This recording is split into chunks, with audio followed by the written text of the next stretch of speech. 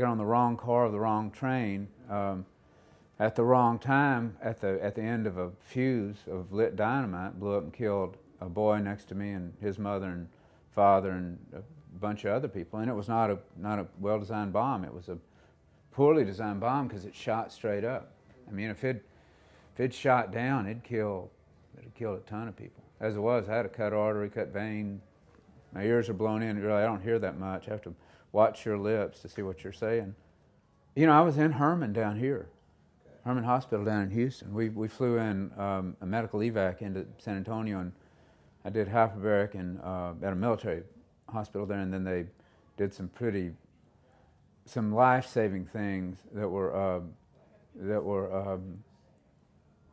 surreal.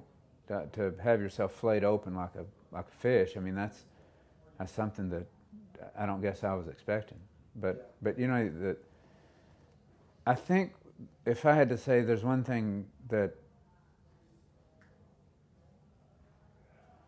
permeates that whole experience was empathy. I was in the hospital so much, and so many people were suffering, and there was a lot of dying, a lot of real suffering, and a lot of real dying. And it was it's like an acquired sense, this sense of empathy. I think before that I was pretty self-contained, pretty.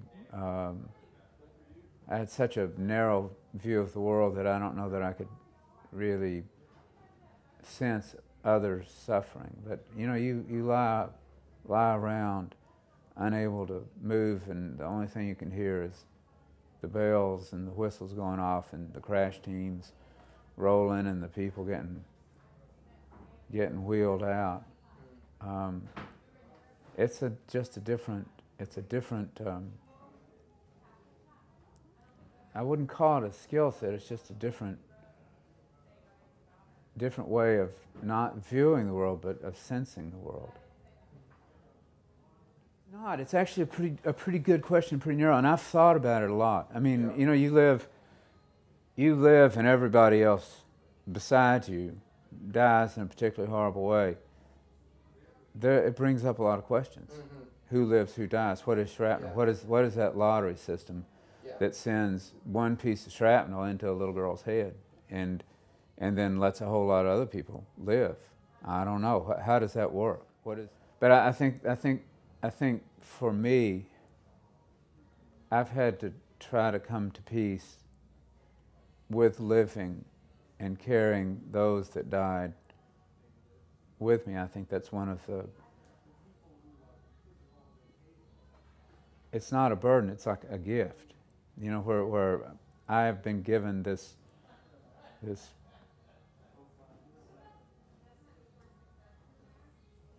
value to carry forward, and with the hope that I can do something that may help others, or in some way serve to make things better for other people who may be struggling. Because I did witness a lot of struggle, and struggled myself. You know, I mean, I lived and died for days, and then had tons of surgeries. You know, hands, ears, feet, legs, you know, holes everywhere. I had gangrene, renal failure. I mean, I had brain damage. You know, nouns, I couldn't remember nouns for a long time. I've had to, and even now I have to struggle sometimes to come up with a noun. I mean, I can come up with 50 nouns, but I may not have the right one. But I think that's one reason why I write the way I write, because I have to sieve a ton of words. You know, it's like a seine. I have to seine, you know, there's a whole creek of minnows, and I have to seine 1,000 minnows to get the one minnow I need. Wow. The one magic minnow, and that's sort of been my search as a writer for the one magic minnow. Those are big questions. I think in my life, those are the questions. How do we live? What do we do with our lives? Mm-hmm. You know, every one of us, we're on borrowed time. Every one of us have missed tragedy by the smallest fraction, the smallest arc of electricity has saved us every time. Yeah. Yeah. So it's not just me. On this understanding that gift that you were given, we were all given. We're all given. We carry it with us, and we don't remember we have it. And we can't set it down and expect it to always be there. I have to remember to pick it up every day.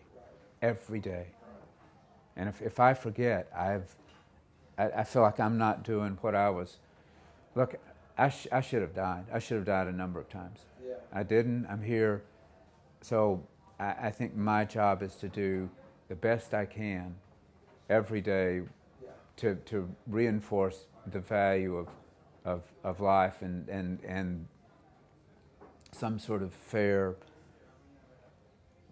trade of energy and goodwill to everybody. Yeah. You know, my records, you know, I have these messages on the inside. The first one is when I was really struggling with a thing, and it was everyone is at the mercy of another one's dream. Now, the pretty world was how beautiful are these days, which I think they are. These days are crazy beautiful. And then Cotton was talk about forgiveness, how to forgive, because without forgiveness, I couldn't go forward. I went through a time of darkness and bitterness. It was I went in some dark places and chose a lot of stuff that would encourage that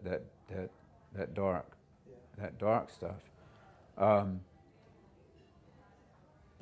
Stepping away from bitterness and finding some relief in forgiveness and gratitude is miraculous. And also, the past is a good teacher, but man, if it's the emotional cloud that stays over my head all the time, then I have no value in the present. I used to doubt it, but I don't anymore. I mean, I think the cogs of the machine roll the people in who are exactly what are needed, and we roll into places where we're supposed to be. And what I've got to do is be clear that I'm always exactly where I'm supposed to be. And when I fight that it goes badly. I've found that my will is a handicap. I love it. We got plenty.